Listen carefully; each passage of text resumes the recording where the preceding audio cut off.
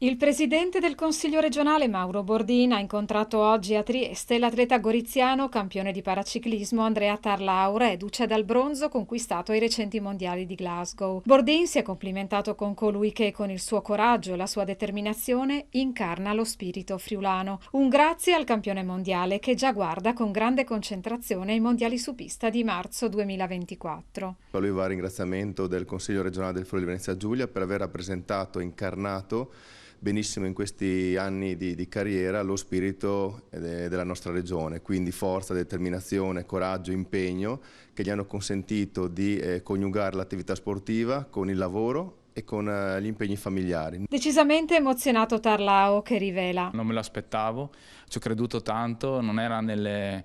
prospettive quest'anno di riuscire a fare così bene, di sicuramente ho dato il massimo soprattutto nella pista, ho perso un po' di energie consumandomi leggermente nella prima settimana, nella seconda settimana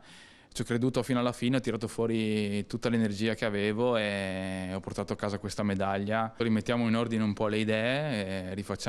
controlleremo tutti i programmi del prossimo anno e ci avvieremo in questa preparazione che ci porterà a Rio a marzo del 2024.